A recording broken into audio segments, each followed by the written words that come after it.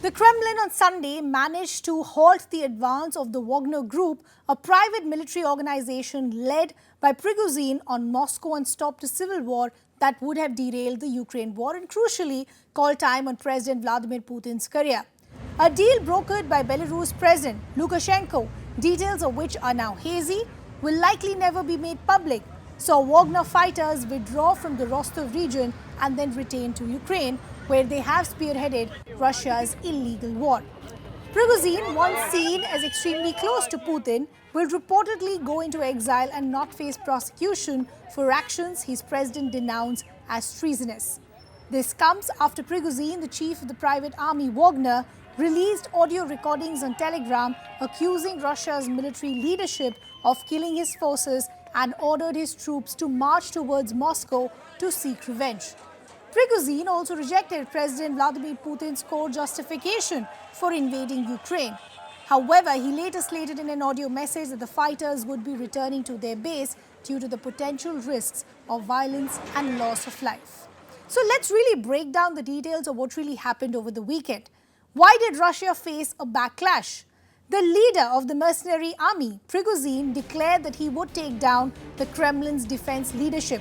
Prigozhin released a video and called Russia's military leadership evil. Just hours later, armed fighters and military vehicles were seen deployed outside the military headquarters of Rostov-on. He then met Russia's deputy defense minister. After that, Vladimir Putin addressed the nation and vowed to crush this rebellion. On Saturday, the Wagner troops headed towards Moscow. Moscow braced itself for Wagner's approach. Wagner boss and his fighters then vacated the area.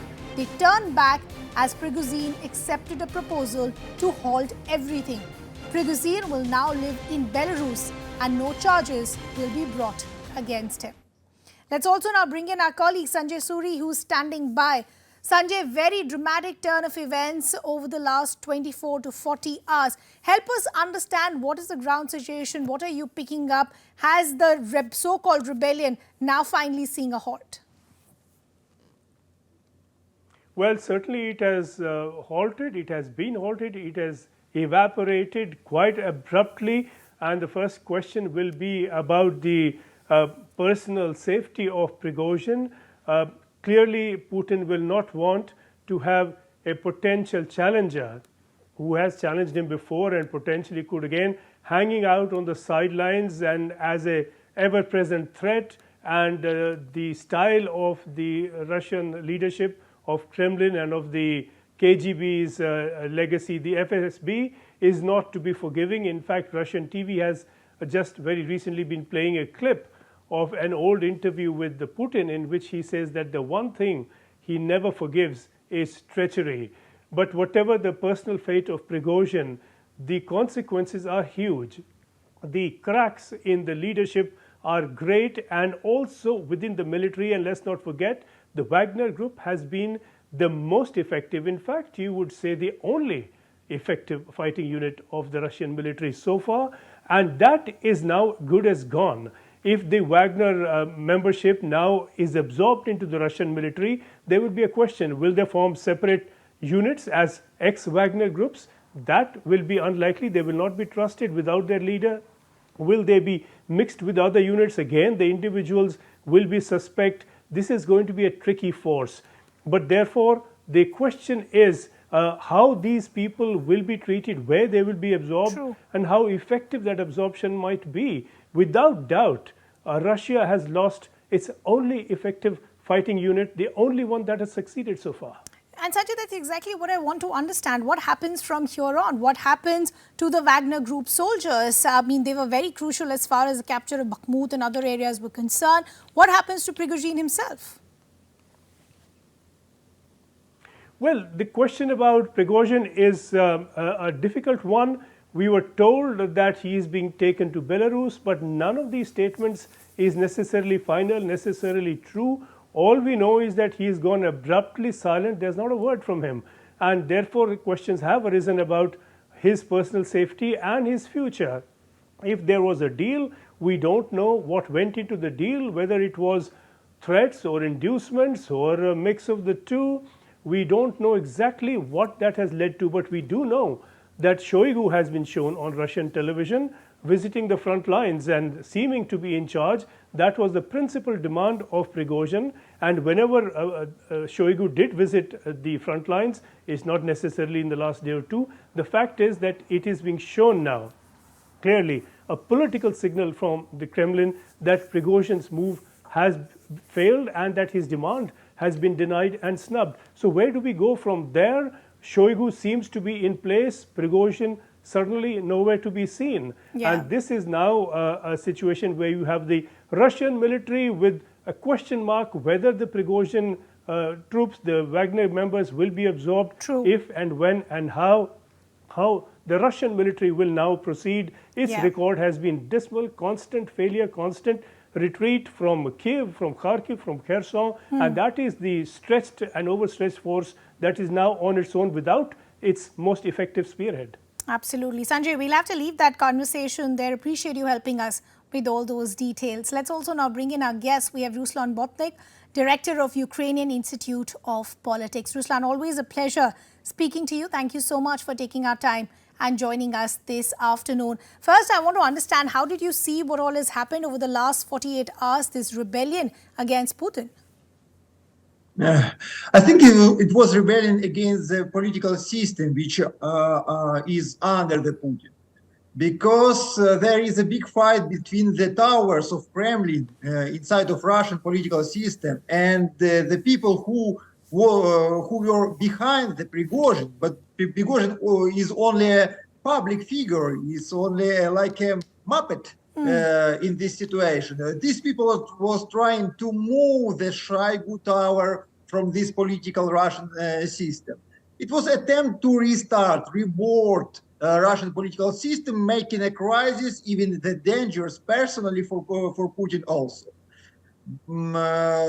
It's much more deeper situation, like an ordinary immunity or rebellion, how we are saying. Ruslan, before I talk to you about what we have seen in terms of this so-called deal that has been brokered by Belarus, what really happens to the Wagner Group, what did you make of the Wagner Group saying no as far as a justification that had been given by Putin when he wanted to invade Ukraine? Wagner Group is also part of Russian army. We have to understand it, but it's something like oppositional part of Russian army. For 70%, the soldiers and officers, workers, co-workers of Wagner Group, they are from Russian army. They were taken from Russian army, special forces of Russian army. It's like a rebellion from the inside of Russian army also. But this part of the Russian army want to total war. They want to use this aggression against Ukraine like a tool for rebuilding Russian economy, Russian society, Russian state, and gathering all the resources for military reasons only. This is most radical part of Russian society and Russian army. And what did you make of this so-called deal that has now been brokered by Belarus? We really don't know where Prigozhin is. Nobody has really seen him. I think he was last seen on Sunday, but nothing after that. I think he is in Belarus now, but it's more interesting what is he going to do in Belarus? Because Poland is strengthening their border forces because there is a danger that Prigozhin will make another private military company for Lukashenko in this moment. Also, Prigozhin can be used to prepare for preparation of a new attack to Kyiv, which is very close situated to the Belarusian border. So the situation is very, very dangerous. But I want to add one very important thing for our viewers now. At the same time, we have to understand, at the same time, the failure of this rebellion and along with it, the hopes of the West for a quick change or situation in Russia, inside from the Russia, overthrow the Putin and so on, maybe will motivate the West to the negotiation process with Russian Federation, as well as the Russian Federation to the negotiation process with the West because of understanding fragility of their internal situation. It's a very interesting situation. Interesting. Ruslan, lastly, before I let you go, I also want to understand how do you see this impacting the Russia-Ukraine war? The reason that I'm asking you this is the Wagner Group was seen as its extra boots on the ground, specifically when areas like Bakhmut came into question. How do you see this now impacting the war? Of course, Ukraine was very careful in this situation because during this immunity, we won't be accepted like supporters of Prigozhin, because the Russian society will not support Prigozhin in this situation.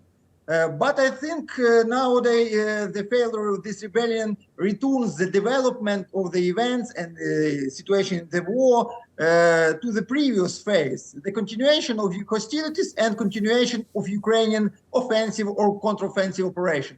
We are going to elaborate all occupied lands.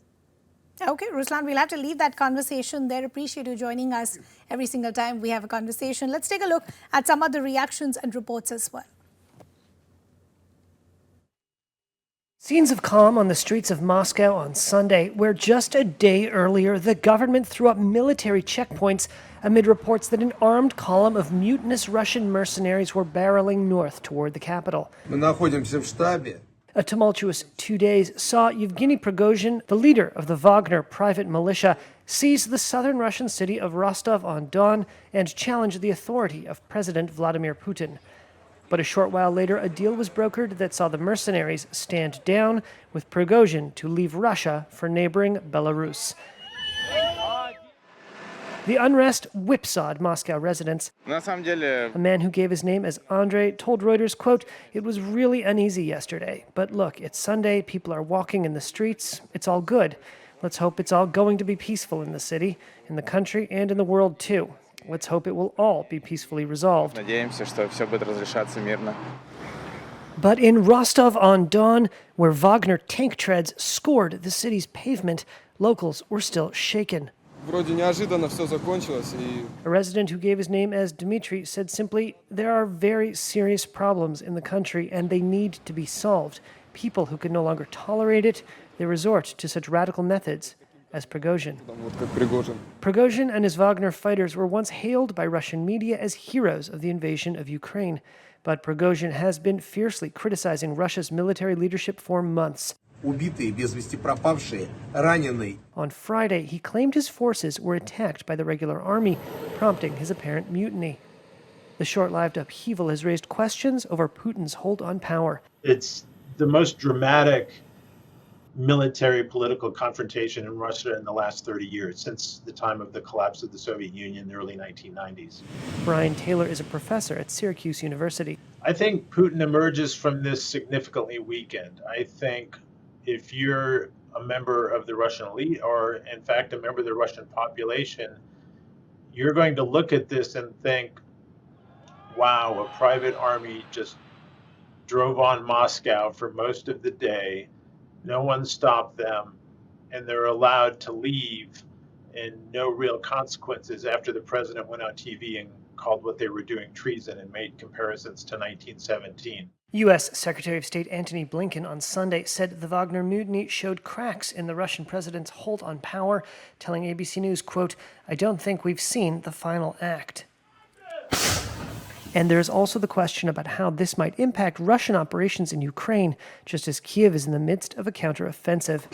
The Ukrainian military on Sunday released footage of what it said were its forces storming Russian trenches near the city of Bakhmut. A brigade commander claimed on Telegram the video showed a Russian bridgehead on a riverbank had been completely cleared. Russia's defense ministry said it had repelled attacks, including 10 in the Bakhmut area. Classic Russian hard nut. He became a close favorite of President Putin, famously running the catering for some of his more major events. And in establishing and overseeing and deploying the Wagner Group, he has done things around the world which the Russian regime didn't want to use the Russian military for because it wasn't deniable and they might be held accountable. Prigozhin is entirely in sympathy with what Putin wants to do to Ukraine. The argument between them, or rather between Putin and the Russian Ministry of Defense, is about how to do it, not why the war was started in the first place.